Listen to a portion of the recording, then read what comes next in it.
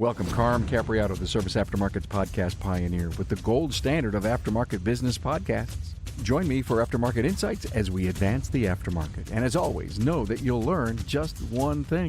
Find us on your favorite podcast listening app and remarkableresults.biz or on my YouTube channel. Welcome, everyone. Carm Capriato, Remarkable Results. We help you stay up to date with all kinds of trends and developments and any kind of brain thing that Dan Taylor has that he writes to me and he says, Carm, I got another great one for you. This is going to be so cool. Welcome, Dan Taylor. I appreciate that. Those kind words, Carm. Yes, you and I kid around about, I wake up at 3 a.m. and these things pop into my head or they come about from leadership groups. And so I have nothing better to do with my time but to throw together PowerPoints and bounce them off you. And then you and I get to have some great conversations. Just like me, you're doing the same thing for your core group at Transformers. You're the senior business advisor at Transformers, Dan, and you're a giver, and so am I. And whenever we can get together and you say, hey, I did this great class, I put it together, I really improved, motivated to some of our team, some of our clients, I think it'd be great for the industry. So thank you so much for doing that. Hey, it's no secret. We're facing a technician shortage, and Napa Auto Care has a solution with the Napa Auto Care Apprentice Program. The program was pioneered by one of our own. Pete McNeil and Master Technician Jake Sorensen from McNeil's Auto Care in Sandy, Utah, realized that the problem of not having technicians available for hire was not going to solve itself and decided to take action and look at a different audience of individuals available for hire. A focus was put on younger individuals with the right passion, desire, and attitude to work in the automotive repair industry. Jake and Pete sought after these individuals and developed a technician apprentice program to give them the training needed to become a successful technician in today's world. The Napa Auto Care Apprentice Program includes a comprehensive 9-stage curriculum that includes a variety of types of training, and they are classroom training videos exclusive to the apprentice program. Now, these videos provide in-depth training from a successful master technician. Also, Autotech classes with instructor-led courses offered through Napa Autotech and Autotech e-learning. This web-based e-learning is designed to target specific training topics. And finally, hands-on learning. The apprentice will apply the skills gained from the classroom training videos, Autotech instructor-led training, and Autotech e-learnings in the shop with the guidance of a mentor. The apprentice program curriculum is competency-based, meaning an apprentice can move through each stage at a pace that best suits them. Most apprentices complete the program within 2 years. Upon completion, apprentices will have earned ASE G1, A4, A5, and AC certifications, adding industry validation to the skills an apprentice acquires. Look, having an apprentice in your shop will ultimately benefit your bottom line as they advance through the program. And in most cases, as the apprentice develops their skill set producing billable hours, you'll begin to see a growth in your gross profit by stage 5. One of the largest barriers to entry for individuals looking to enter the automotive repair industry is the cost of tools. Now, keep your apprentice motivated with an apprentice toolkit. Now, Napa Auto Care has worked with our supplying partners to offer an exclusive comprehensive tool set, including a 4-drawer tool cart for all registered apprentices. Hey, to learn more, members can visit member.napaautocare.com. We're going to talk today about intentionally lowering tensions in any conversations. And boy, I'll tell you, I think you got to tour and get a little older so that you learn to, if you will, manage your deep think, your inner think, realizing more or less whatever you're going to say is going to have an empathetic, hard effect on the next person. When I was young, it just didn't matter. It came out because I got to get my point across. I wanted puffed up my chest. And it just took me some time to realize that just wasn't the way to do it. Yeah, shoot and then we aim. And I've done a lot of shooting and then aiming after the fact. So that's an excellent point, Carmen. A lot of it is being conscientious to the tone, right? The vibe of an interaction with anybody. It could be an interview, which often I challenge folks, let's call it a conversation, because that immediately lowers the tension just by using a different word, whether it's interaction with our clients as far as service advisor or even a technician talking to one of our clients, or having a conversation that maybe isn't so easy. And certainly in leadership roles, oftentimes we've got to lean into conversations and be assertive. And how do we get there? I had put this together several years ago and thought these are things I learned way back with FedEx when I actually went through sales training classes. And then I've just added to my list of things that make sense. This is not a all-encompassing list of things as we get to the last slide here eventually. But yeah, I wanted to just share it with folks. We can very intentionally lower the tension of any single conversation. And it's an interesting thing reflected on this because it came up multiple times. I was working with some shop foremen in this group this last weekend. I'm co-facilitating that with one of my colleagues. And you and I both, active listeners.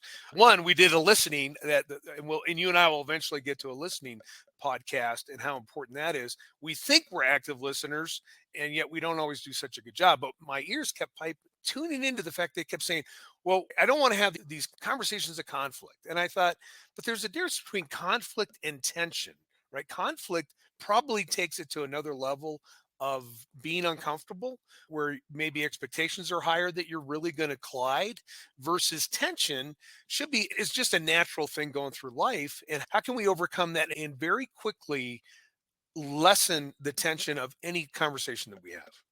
Excellent. I'm already so deep and engaged in all the words you said because I was actively listening to what you say. And then I think what happens when someone is so actively listening, they don't necessarily jump on saying something next because they're not preparing themselves with an answer. They're just listening intently. And so many of us, that we've already got our answer figured out. We don't care what the person says. We're going to jump all over whatever they said and not really have heard that person. Right. And so Exactly. I love that about what I do as an interviewer for the industry is I've got to try to keep the conversation going. I know where I want to thread our discussion, no matter who it is, if that's on whatever we're discussing. But if my audience listened as intently as I do without trying to find the comeback, then I think we all become better people. And I think our person that we're discussing can see that empathy, that total engagement that I have with them. I think when you get a good listener across from you, there's almost this electricity that happens because you could see how much they care. Yeah. We'll do another episode on listening because I did a lot of research on that. There are some shocking results of how important this listening thing is. And I don't want to give away the hints of that. You and I will get together over We haven't done a listening in a long time, so let's please do that. So for everyone who may be listening through audio, just pay attention to everything Dan is saying. But if you'd like to see any of the slides that Dan has brought along, then please watch us on YouTube. So let's start. So we've got that one. Let's go ahead and move to the next one. Oh, look at that. Whoops, That doesn't it's cut even, in half you know what? somehow, right? Yeah, that doesn't even come up on my player here. It says, what is tension? Okay. And we go into some definitions, right? There's the verb side of it and the noun side of it. And a lot of times I share with people, I like to get to the root and then come back out. So the noun obviously is the state of being stretched or tense or tight, a strained state of a conversation, and opposite attract or mental or emotional strain. And I think that probably falls very much so into most of the parameters that we talk about within our work environments, but it certainly could come at home. And a lot of what you and we want to encourage people to prosper both personally and professionally, the holistic approach of their life. If someone will make strides personally, then it overlaps into their professional life, and vice versa. If they will make some great strides professionally, it's always going to make a positive effect on their home life. And then verb wise, apply a force to something that tends to stretch it. Again, I use that word lean. We've got to lean into these things. This is no different than talking about comfort zone. There's a lot of the same parallels that we could bring about here. The challenge is that we're just going to have to accept this as part of life, that there's a natural tension that goes on when you meet somebody new, when you have to discuss with somebody why someone was late. And so we've got some tools for that. Let's move on to the next slide. I know we're moving a little bit quick here, but the meat and the potatoes are really on that last slide and all the different things we can do. And these are the tools that we can use. These are places that good and healthy or bad and damaging tension happen. They happen within our business with our team members, our employees. They happen with clients that either misunderstand something or get upset about something. They happen with our vendors and partners, whether there was a ball dropped or a billing cycle was confused or something. There's natural tension with our government. And we certainly have lived through that the last couple of years with certain mandates coming out. Even taxes, those kind of things will cause tension. Competition. Could be the guy across the street or the guy across the town. Could be a national competitor. In a lot of cases, most of us are all in the independent world. So we've got that tension going on. Media can cause tension as well with some of the stories they might want to bring out.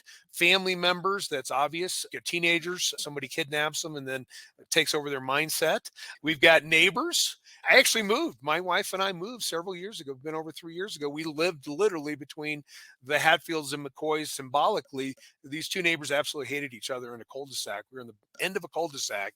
And it was so bad that the one literally flipped off the other one every time he left the house to go to work every day. The one had cameras and the other guy wanted to catch him doing something wrong. So his goal was to call the police on him once a month and get him in trouble. That kind of tension. At some point, I said, this is no fun, right? We sneak in and out of our house. Both of them were trying to get us to side with them. And finally, we just said enough. I got to stop you for a moment. You I bet. think you just totally laid up for us that tension is 110% of everything we do. Look at that. Watch it. Right. Watch TV. Yeah. And there's nothing. I think it's so apropos that you're bringing this up because we are living in such a fast-paced world. And I think that pressure to perform, that pressure to get things done is, and I'm not even sure you put time on that list, but I think time is a tension That's for us. excellent.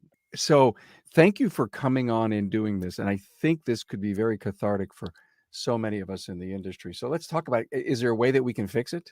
Yeah, absolutely. There are a ton of tools. So that last slide, I believe on the slide deck should get us to the tools and we go through one at a time. And thanks for bringing up the time factor.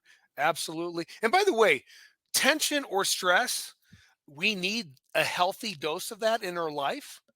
We do. We actually need that in our life to move forward. Obviously, if it's too much, we get overwhelmed. But so I put up a simple model. A tension model is any relationship situation or even past resentment that causes tensions. We have to remember not only what we're thinking, but what the other person is thinking.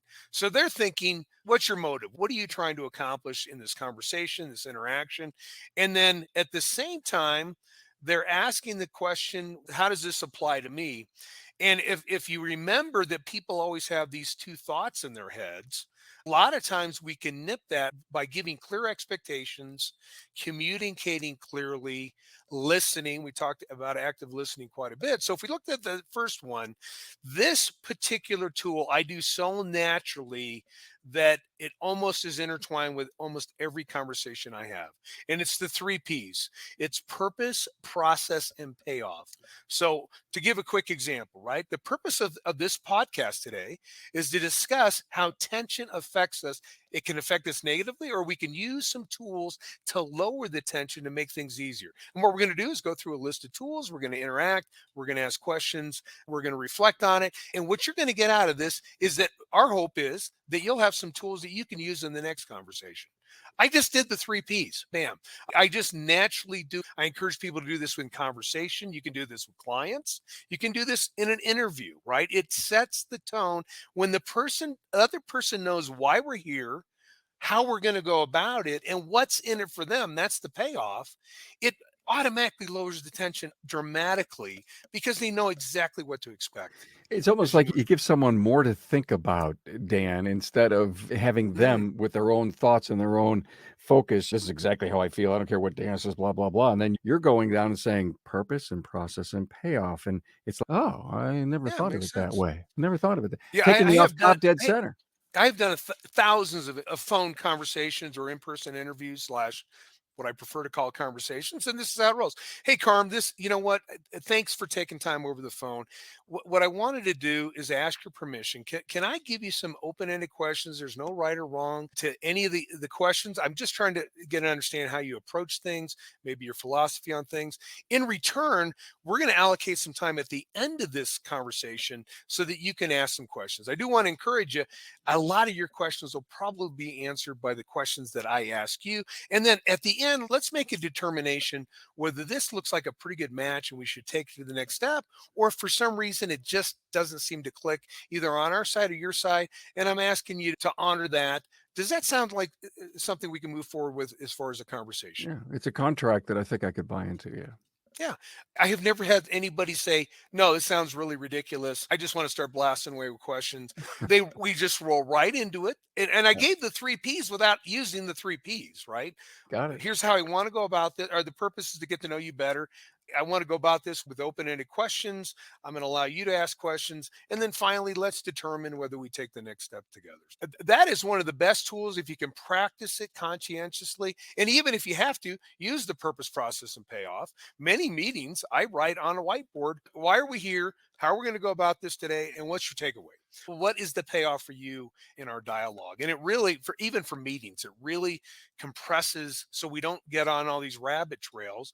We have a meeting this afternoon internally, and I already know what the purpose, process, and payoff of that meeting is and the time frame around it. So it makes it lowers the tension. I'm not worried about being in that meeting. I know exactly how we orchestrate. Of course, I lead that meeting, so it makes it a little bit easier. But that tool is one of the best tools possible. And then if we move on to the next tool, and then we can elaborate on a lot of these, is commonality. Man, it is amazing the ability to lower any tension with anybody by trying to find that commonality, right? Prior us being, we were in the green room, I asked Tracy about her upcoming huge event for your family. And then she tied it together with some automotive facts, with some history, and makes me want to be there, right? It was really cool to hear that. To your point earlier, right? It gets me off my laser beam focus I might have sometimes and relaxed and into the conversation. And then another question pops up or another idea. So commonalities, I had a guy, Lynn Peruka, that I worked for. He was amazing. He just opened every conversation. So where are you from? And tell me about that. Powerful. The thing I like about commonality, if you're talking to me, I'm coming to you with an issue, and you bring us together somehow with maybe something or through asking open-ended questions, we find the commonality in Hmm. the things that we like, that we share, that we agree with. Again, we're all about reducing tension. And internally, instead of having my balloon up at 110 psi, you slowly bring me down into something that I can look at you and realize this normal guy here. Yeah. No, a great point. Anytime that we can feel like we're more like the other person, or we had Yeah. similar experiences, or we've been there. Yeah, I'm the middle kid in the family, and the other guy's the middle. I'm not. I'm actually the oldest. But anything you can find that you can relate to automatically lowers the tension. I was talking to a gal yesterday. She would like me to come up and do some workshop for her.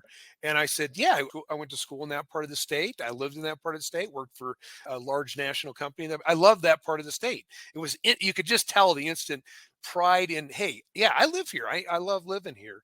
And we talked a little bit about that. I asked her about where she went to, how she ended up going to the university she went to for her degree. And the conversation just flowed from there. Just made it much easier to talk about the things, because I knew initially she wanted to know, hey, what's the price and what is this? But I wanted to break through just to get those commonalities going first. But Dan, there was no tension to start with, yet you're following all these rules. Jumping right in. I did. Yeah, I I mean, started yeah, I off at the mean, commonality spot. I looked at their website, and yeah. she was kind enough. They had a lot of information on each employee, and I was able to instantly make connections. Oh, I've been there. I know that school. She's a bear. That was her mascot. I said, "You proud to be a bear?" She said, "Absolutely." The first 90 seconds to 2 minutes was, whew, all right, I'm talking to somebody else that we've got some common experiences. The guys lived in this part of the state, and we named specific communities.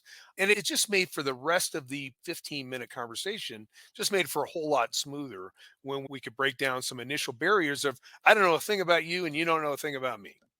Love it. Just love it. Too many things are going through my mind that if I keep talking, we'll never get through this list. Uh, that's all right. One-on-one conversations, that's such a critical thing in our environments. We talk about this probably every meeting, the importance. And I know Rod's got it, his last book. His entire book is about one-on-one meetings, Rod Olson. And we're going to be fortunate enough to get him again here in a couple weeks. It might be the most important thing we do. Sit down and without disruptions, try to understand where somebody's coming from, what's going on in their life. I guess you mentioned this earlier, it's the gift, right? It's the gift of time. And you and I talked prior. I know 4 people that lost loved ones last week. And I guess the bigger your circles get, more unfortunate that becomes. That's part of life. And the gift of time is just incredibly valuable. So when we have a one-on-one that is completely with them, active listening, engagement, that's going to bring down the tension just because we got rid of all the darn distractions and noise. Totally agree with you. And in fact, I love the one-on-one idea because, in fact, I don't even think there needs to be tension in a one-on-one. If you have a point to get across, something you'd love to say, a compliment that you'd love to give, and the other person is not even aware that you're ready to come up to them, there's no tension there. You're not bringing any tension. You may be bringing love, caring, compassion, and something is, I just want to let you know you've been doing such a great job lately. Zero tension there. It's almost like those words get through easy. They get through better when there isn't tension to start. But to your point, and the whole reason for this episode is if there's tension there, we've got to understand how to put it in abeyance. I can give you an actual event that happened yesterday. I got a phone call from the owner of the shops that we were visiting last weekend, and his shop foreman, one of his key leaders. There was some interact. It always happens when you have a bunch of guys come and visit shops and from a networking group, and then they go make assessments and observations and give you feedback and all that stuff. And this guy is just an awesome human being, but it doesn't take long for his head to get himself wrapped around his own axle. And so we talked to the owner and said, you guys really need some one-on-one time. Most of the mission got accomplished. I asked the shop foreman I need you to be more assertive with what your needs are and what was troubling and what didn't get communicated that left you in a state of ambiguity. And then his mind got going. But here's the story behind this one-on-one. The owner picked them up. They got in the car and drove for 3 hours around town just talking. Made all the difference in the world. I love the idea. It's a great idea. He did the right thing. He said, you know what? The phone's not going to ring. Yeah. If this is you and I's time to get connected, I want to know where you're coming from. I want to show you some things on what the future looks like. I do know he went and showed him some things that some advanced opportunities for some additional locations. Couldn't be more proud of the owner, one, taking the bull by the horn. But I'm also glad that the shop foreman said, we need some one-on-one time. Part of that stage was set where he is going to now start meeting the store lead 10 minutes before everybody else gets there and talk about the day. Great. Where are we at? Again, back to that one-on-one. Instead of us having tension all day because neither one of us, we're both running around super busy, let's spend that 10 minutes. All right, empathy. By the way, empathy is a soft skill. So it's something you can get better at. I think it probably comes more natural to some people. And then you can get on the scale where I'm at, where I'm a recovering codependent. I will tend to go rescue people and I get over empathetic. I have to protect myself and put some boundaries up against that. But the bottom line is empathy is measurable as a part of your personality, your soft skills. It's soft wiring. So we can redo it and we can become more conscientious of what needs to be said, not said, when a purposeful pause needs to be there. I sent a note to our friend Reggie Stewart. His gentleman was the guy that lost his wife. I don't want to get emotional about it. I knew his wife, terrific gal, and she fought cancer for about 9 months. I don't have words for Ted, who lost his wife. I texted him last week from the airport, and I said, I called my wife and told her, and I just sat here and wept. And all these people walking by, I'm like, I don't really care. I don't care. I care about Ted. I care about his wife and their family and their loss. And what a terrific lady. And I don't have any other words other than, Ted, I love you. And I wept. Yeah. I'm sad. We have an episode on grief coming up from a grief counselor, and we're not afraid to tackle some of these type of subjects. In fact, there isn't anything that we've ever done that hasn't helped the human side of everything we do in our industry. And I learned so much from that, Dan Taylor. Now, I'm not sure if that episode will be out before this episode or after it, but please keep your ear to the ground for that grief episode. So everyone, I think you'll be able to understand how sometimes we are so uncomfortable when it comes to hearing about loss and how to deal with it. Yeah. Excellent. All right, what's next on our slide deck? We've got clarifying questions, right? Which is all part of that listening stuff. We will dig more into clarifying questions in that other episode, but I think anytime we ask a clarifying question, we are actively listening. Yeah. Whether we already fully understand what the other person said or not. And that doesn't mean there isn't conversations where you just give a directive and you move on. And most of life falls into that category. But sometimes we need to say, I need you to elaborate. Can you share a little bit more? I'm a little bit sketchy and I want to make sure I clearly understand what you're sharing with me, right? So anytime we can ask clarifying questions, just think how apropos this is with clients. Just asking them some follow-up questions, getting the cause and concern. One of the things that shop foremen share is, geez Louise, if they would just ask a couple more questions from the client, it would certainly help me narrow the scope of diagnostics.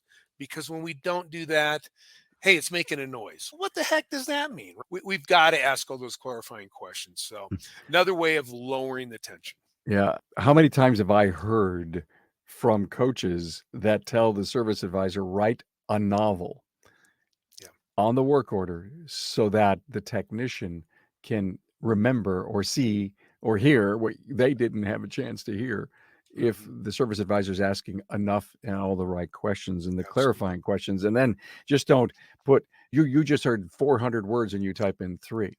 So to your point, write a novel. Yeah. And I know you've brought this up in previous conversations. I'm really looking forward to the day where we can literally record a client and it transposes it. And then it takes some of the tension out of that interaction between the service advisor and the client and allows the technician who's flying blind to hear it straight from the horse's mouth. So what an exciting idea that's going to be, right? When we get to that spot where we can literally record it, they can read it, concise it. The AI stuff's going to make that happen for us. Scary So, good. in a good way, right? That's the positive use of that tool, right? Not the Yep. negative. Next, identify needs. Yes. Maybe not wants. I think many of us, we need our needs met, not our wants met. And when we can uncover those things, it's so much more rewarding in that consultative relationship approach Sure, to sure. working with people. I'm counseling one of my own technicians because he doesn't need to make more money. He needs to understand, he and his wife, newlyweds, how to better be stewards of the dollars that they already bring in. And that conversation unfolded through, and he told me, he said, there's a lot of tension in our house around money. I said, we got to start breaking these barriers down because typically it's not that we don't make enough money. It's just what we're doing with the money and we let the wants get carried away and whatnot. So obviously there's a whole rabbit trail with that comment. I'd love to go down it. Actually, I really should do an episode on it with a bunch of people, but I continue to question the motives of young people in having not learned a thing about budgeting, restraint, Yeah. a common sense of, hey, we'd love to get a house. So it means we have to save. And if you have to save, you have to spend less. Well, what do you spend less on? And it just seems like the fear of missing out, social media makes sure Yeah. that I've got my own B&B and all this stuff that Yeah. is going on that I have to keep pace with. Oh, my kids expect this and I've got to spend the money, and sooner or Right. later, paycheck to paycheck happens and no Yeah. one gets ahead. Oh, And I yeah. and all I do is, Dan, is I go back to thinking how I was raised and the frugality I guess I grew up appreciating that I am not sure exists today, which is Yeah. why we need Mr. Ramsey more than ever. Yes, we have, and this is a little bit of a stinger, but I'll make this bold statement, and I believe it to be a truth. We live in a financially illiterate country. And if we don't get our heads around this and start coaching people and working with them, most of our challenges with employees end up being around money, right? I need more money. I need more money. Wait a minute here, guys. You're making 2.5 times what the national family average is. How is it somehow you're not making enough? We do, right? The Dave Ramsey platform. I've been debt free for 20 years. I'm like you. I grew up throwing newspaper. I've had money since I was 10 because I didn't have any money. And I watched that stuff extremely careful. And you know what? You got to follow guys that practice what they preach, not just Yeah. running after all the wants, keeping up with the Jones. We used to say keeping up with the Jones. I don't know if that still exists. Social media has really distorted this. There was a study recently that shows that what is it, Z-Gens? They want to make $200,000 a year now, but they only think they need a couple $100,000 for their entire retirement. They have it completely backwards, right? Yep. You're going to make 50 to 70, whatever the number is now.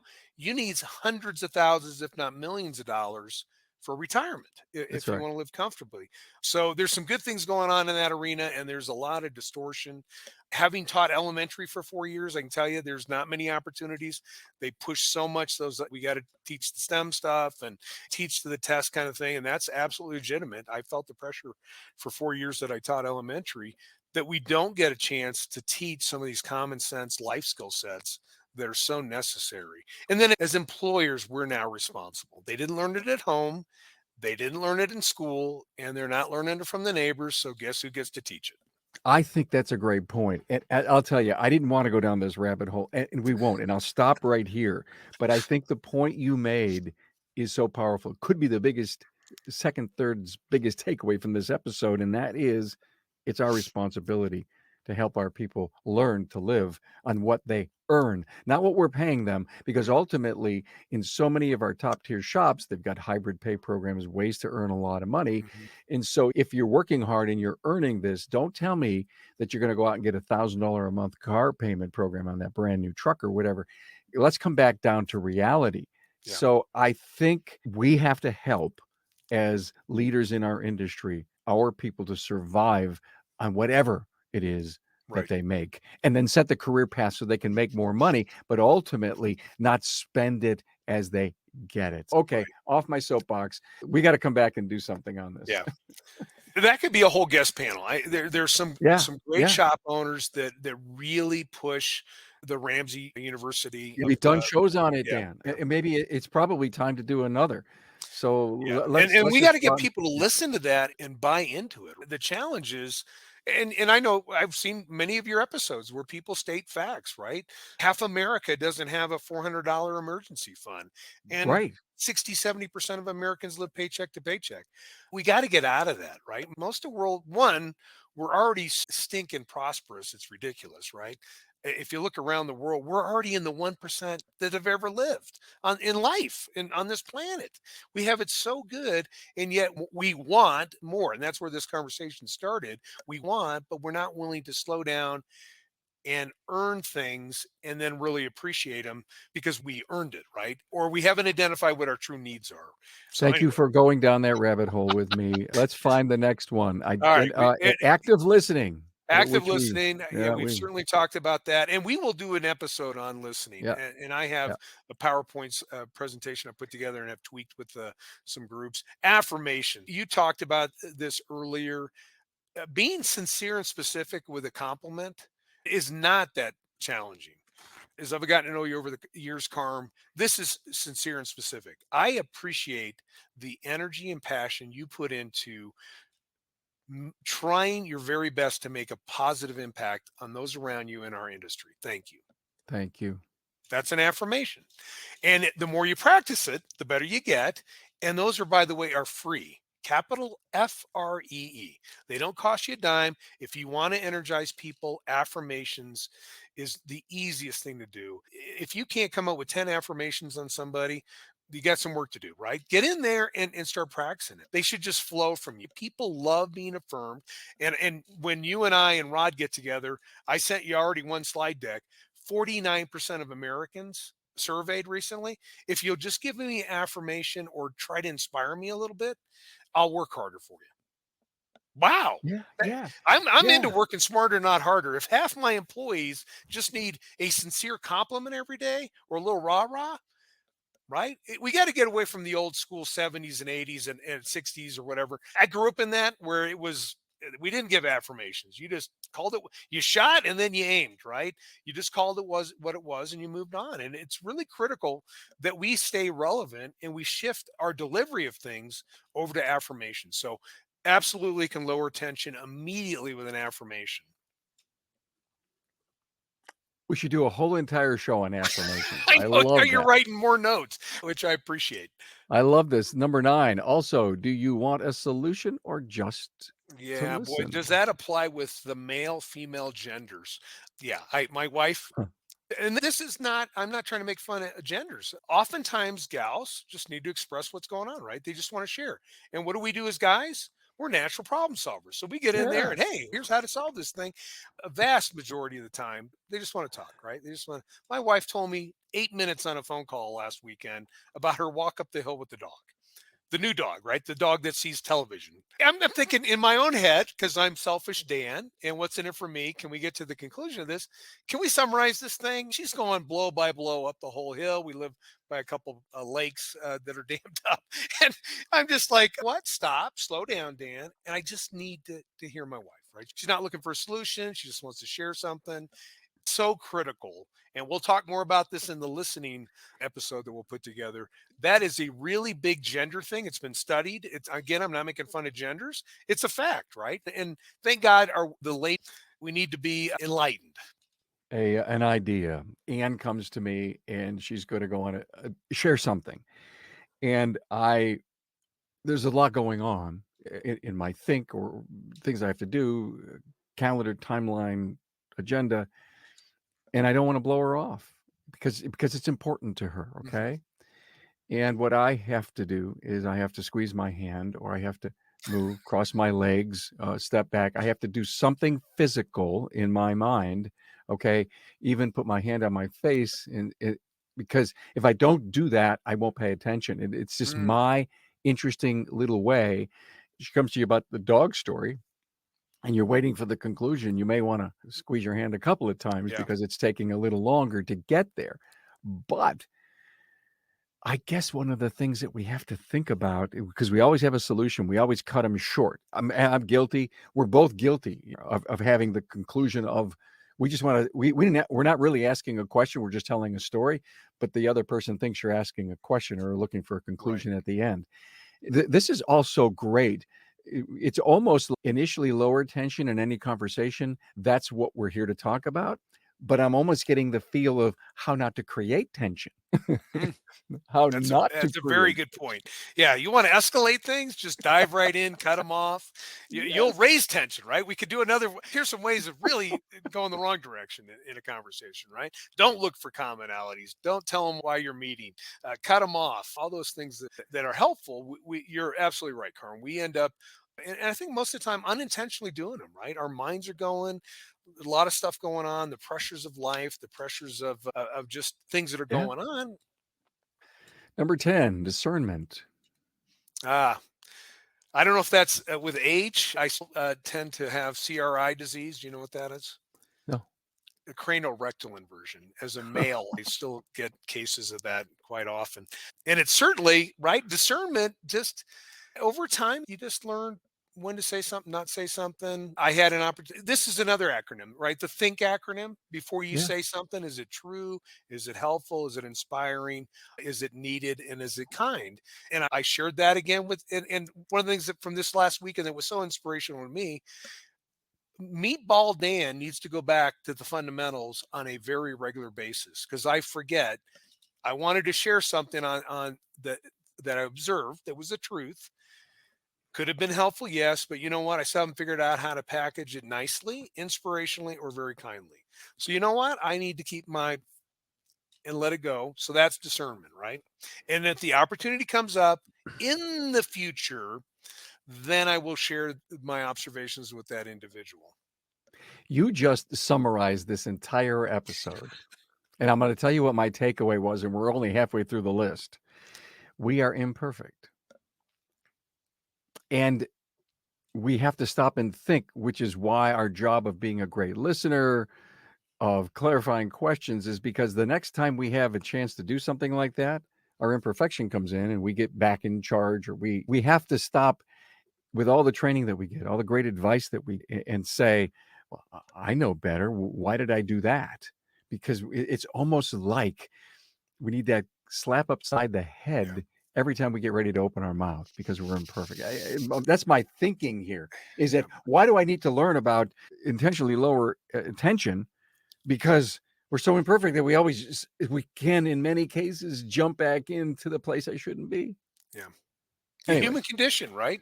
yeah, yeah. It's Oh the my human God. condition. It always goes back to fundamentals, right? And Yeah, they don't ever change. That's the yeah. crazy part. And yet we forget them. And then we have to go back and we have to go back Got and it. we have to go back. And we have to go back. And that's why I said I literally could probably look at this list every day, 20 times a day, and I'm going to still goof up. And, and I think I shared this with you before.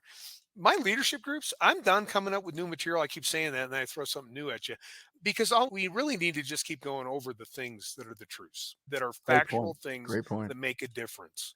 We A need to great point. listen better. We need to think before we say. We need to slow down. You just gave me a great idea for my classroom page on the website. I should create a category of episodes that people can look at that are called fundamentals. Hmm.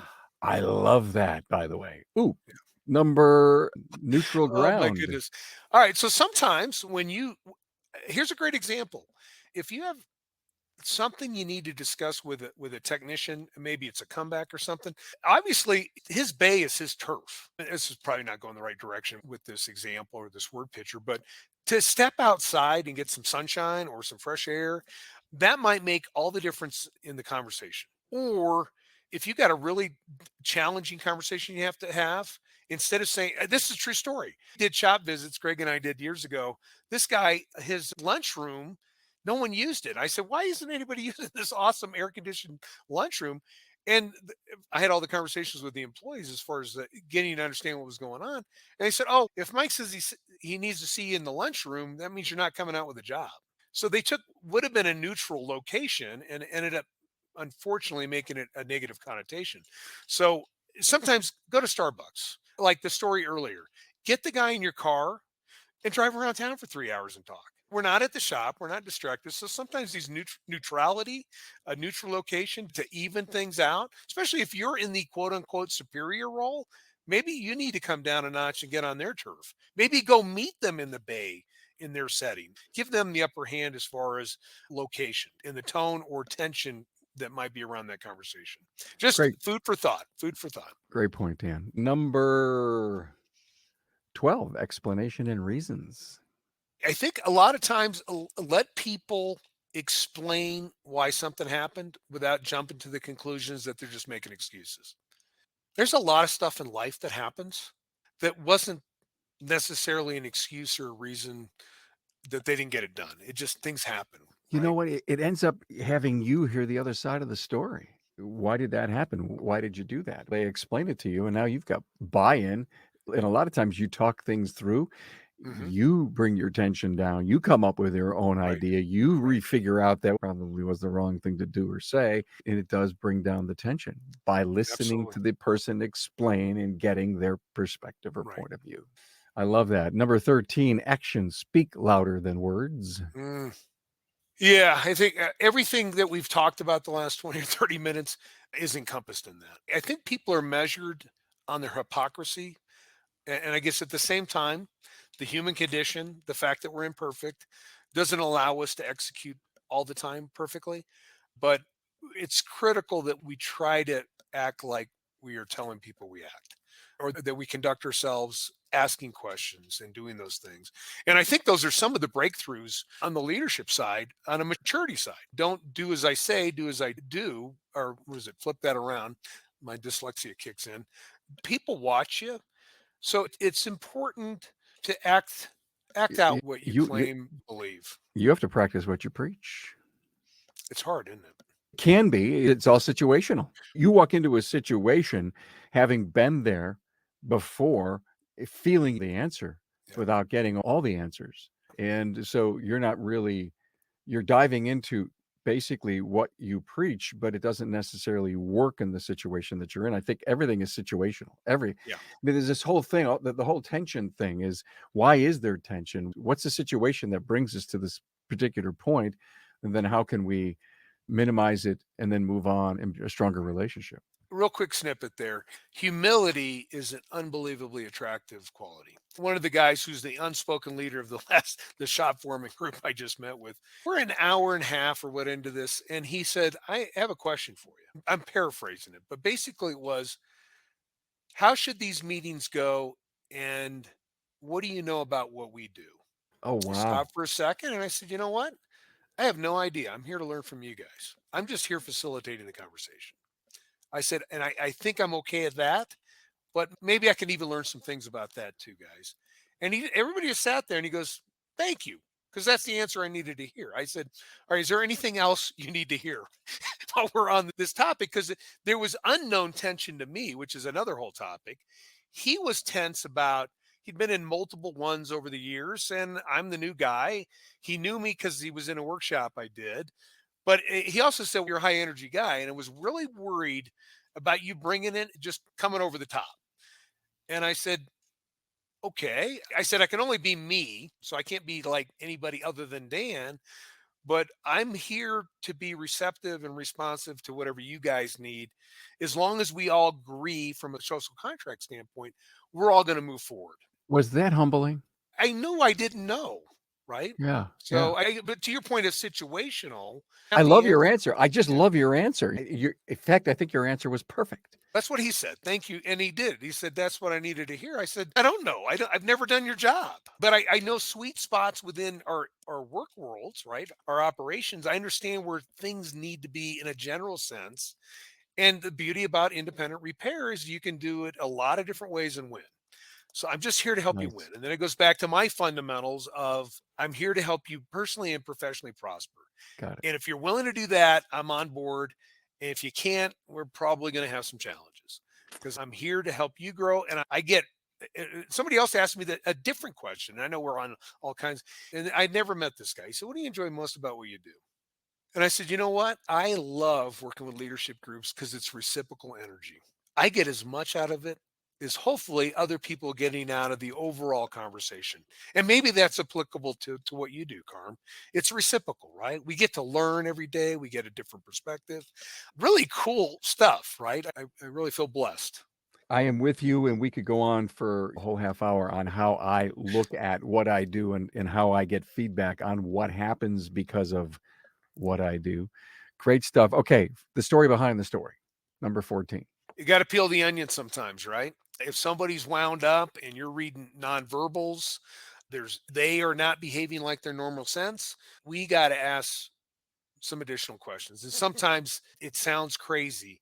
Sometimes you have to ask the question why up to Yeah, 6 or 7 times to get to the root cause of why somebody's upset or why they part of their normal interaction with people or their behavior has changed.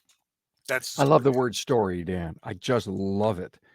The word story encompasses life. Again, go back to the word situational that I used earlier, and to really understand why the person acted, said what they did, Mhm. because they have a story that helped them create their narrative and why they, again, I love that, the story behind the story. Number 15, step back, take a break. Yeah, sometimes we just need to know when to let things go. Best example, or sometimes my wife, not very often, but once in a while, my wife will get in a little bit and she'll say, I need to think about this for a day or two. And I need to honor that request and just let things settle. Let the dust settle, so to say, and give things a little time. We don't have to fix it right this second in most cases. I use the word incubate a lot because that to me allows me to do some thinking because I don't necessarily always want to be the person that has, every time you ask him something, he has an answer very quickly and it's always right. I'm not AI, I am not superhuman. And so a lot of the times when I will not, in fact, I think I want to be allowed to be wrong. And so I don't necessarily need to come up with an answer, but I need to incubate Mhm. everything that I know about the situation. So I love that. Step back, take a break. Number 16, be a safe place. I love this. Yeah, and that probably overlaps with discernment. I have a lot of people share things with me that they know it's safe with me. I'm Yeah. not going to tattle. In fact, I had about 4 conversations yesterday where people I knew things that one, it's not my place to share, but they know by sharing what's going on in their life or Mm. asking questions, they at least can bounce some ideas off. I usually ask them clarifying questions or ask them, are you looking for any kind of additional information? Do you want me to ask you some questions? How is it you want me to interact with you? because I want to be that safe place. Over the years, I have 130 people or so now I interact with in all these different groups. I probably had 2 dozen say, I don't know that I want to stay here. Okay, let's talk about that. Let's explore that. Most of them, probably 90% of them, are still with the organization, but they just needed to go through that process. And they couldn't take it to their owner. They couldn't take it to their immediate supervisor. They just needed a safe place to exercise their thoughts, incubate on, and figure out what might be best for them and their family. Great. Thank you. Number 17, find an outside voice that has no skin in the game for Yeah. advice. Yeah. Like this. Sometimes, especially if things escalate and you run into an impasse, it's okay to bring in a third party, non-bias, and try to very objectively lay out everything and see if there's some common ground. If that person's good at what they do, or you brought them in for a reason, then hopefully they can help you find some common ground. So that's the third party thing. If things really get intense, why do we have arbitration, right? We have arbitration because we have two sides that don't agree. Right. Let's try to get it in front of a neutral third party and see if we can't figure out a solution that works for everybody. Great pointer. Great pointer. Number 18, build value. Yeah. So often, and this is certainly true in our industry, we're about building value. So if you're with a client and it's about price, we got to go back and realize we're never going to win the price war. So why are we going there? You've got to deflect to a different topic. So that would just be one example. And I know our time is running thin. We could probably do entire podcasts on some of these things, but we have to remember we're a value proposition, and most things in life are a value proposition, unless you're talking about pure commodities. I totally love your idea. I think we could bundle 4 or 5 of these things together and we can go deep on them. Mm-hmm. And I think help people figure out it doesn't necessarily have to be around tension, but could just be around how to deal with as life travels by Right. us. Right. Number 19, common ground. Yeah, find that common ground, because oftentimes I do this personal values exercise. I've done it with all the leadership groups. It's absolutely fascinating, because when you say integrity and I say honesty is a value of mine, aren't we essentially saying the same thing? And it's amazing how everything falls into 5 or 6 categories, and we're so much more alike than we are different. And if we can break down some of these barriers, most of us are in agreement on a lot of things, or at least in a spot where there shouldn't be this extra tension. I don't know how our country got to the spot it got to, where we've become so polarized over things that, generally speaking, if you sit down and have a conversation over a glass of wine or a Coke, working right, we're Yeah. basically in alignment. We care about our families. We love being Americans. We love the entrepreneur spirit. We have a faith component. We believe in work ethic and doing a good job. All these things are common ground that, when we lose sight of that, tends to bubble up. I don't know if it's like mold in the refrigerator, just cold, it grows, but we have an opportunity to remind ourselves what the common ground is. Why is the national anthem so powerful, right? And I don't want to get into the dialogue about using it as a platform, but typically Americans stop and pay respect to that, because we appreciate being Americans, and that's common ground for us. So many of our organizations have common ground of one type or another. That's why core values and all those other ones that you have conversations with people, that's why it's so darn important to folks, is we need to know what the common ground is. Said, agree to disagree. Number 20. Ah, boy, this is a lost art. There are times that you don't have to agree with the other person. You guys can understand each other's points respectfully, or their views respectfully, and let it be. We Yeah. agree to disagree. In fact, I actually practice that a lot. Guys, let's agree to disagree. And then we move on. And at some point later on, maybe we revisit it, but it's perfectly okay to agree to disagree. I totally agree. I totally agree. Not to Sweet. disagree, but to agree. Social agreement. This is interesting. 21, social agreement. Oh, I use this for every meeting. Every meeting that I do with my leadership group, I do it when I do workshops. It's a really simple tool, and you can get acknowledgement pretty quick. And you ask for people to confirm that they're on the same page. So, real quick example is, I'll say, you know what? Here's our social contract. Here's what I'm going to commit to you, and here's what I'm going to ask you to do. Okay, for our workshop, we will do 50-minute blocks. And if we go a minute over, I'll ask for consensus that it's okay to extend that for a minute or two. We will take a break every 50 minutes. Additionally, I need us all to agree that we're going to put away our cell phones, because, again, unless the world's on fire, right? 50 minutes, we should all be able to live without our phones or our laptops. Okay. If you have an emergency, do the timeout. Because I have guys that are responsible for buildings and sometimes things get carried away. They'll do that and just get up and move out of the room without distracting the whole meeting. And then finally, I need you to honor each other, and we're all going to practice active listening. That's as simple as that. And I say, can we all agree to that? And I get head nods. That's a social contract. And we have social contracts all over the place. If you use that as a tool, though, with groups, with meetings, with anything, if your family, you can have a social contract with your family, right? There, people are usually in agreement, and then you don't become the bad guy. The social contract was what we all agreed to. You point to the social contract. Before every meeting that you may have, say you have a weekly meeting at your shop, it's just so cool to run down that social agreement so that Yeah. you can actually get something done. Yeah, we're all going to be on time, right? We're all Yeah. the meeting Yeah. won't go more than 5 minutes or 8 or whatever the time frame is on it. Here's the purpose process of the meeting, and bam, that makes meetings great. And we could do a whole nother topic. I have a workbook built on meetings. Why people hate them, and they Yeah. hate them because they're not constructive and they Yeah, don't. let's do it. they're- Let's do a Yeah. meeting episode. Let's do a meeting Okay. episode. Okay. Number 22, the final one here on the show today. Read body language, Wow.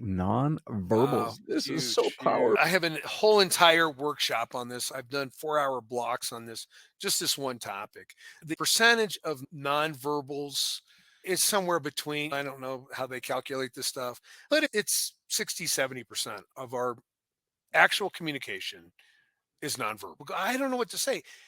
Your body's going to tell the person what you're trying to say. And so we have got another soft skill that you can get better and better at learning and reading. Joe Navarro is one of my favorite authors in that category. Got a lot of videos out. He is the world's probably most expert in body language. And you could spend days talking to me. I have 6 of his 11 or 12 books. Absolutely love that topic, because if you can get better at doing it, you will automatically lower the tension, because you're going to mirror or understand non-verbally what the other person is expressing or telling you without saying a word. I agree. I love it. Posture, eye contact, being open with your hands, how we can close in, which Mhm. basically says we're not listening. Wow. Those were 22 incredible pointers That's a for lot of tools, tension. isn't it? I would have never, ever never even thought it would be that extensive. So you really thought this through pretty well. Appreciate that, Carm. Yeah, there's probably another 50 if you and I put our brains to it. But yeah, hopefully our audience got something out of those tools. If there's some additional ones, I'd love to hear them posted on your YouTube channel. I would love to learn additional ones that people use as a tool to help lower tension. Thank you so much, Dan Taylor, Senior Business Advisor, Transformers Institute. We're going to do some more here in the future. You're going to bring Rod Olson back, great author. What an incredible episode we did. The Coach's Coach, that's coming up. Again, I don't know when this releases, but me and Dan got some cool stuff planned for you. So we're excited Awesome. about that. Thank you for coming on and sharing your passion, your wisdom, and not only for the human side of how we deal and communicate in life, but the fact that you're an automotive aftermarket pro, and Dan's steeped in all this great experience. Look, I know you learned something here, and I'm positive you did. So now use it and go get something done about it. Thanks.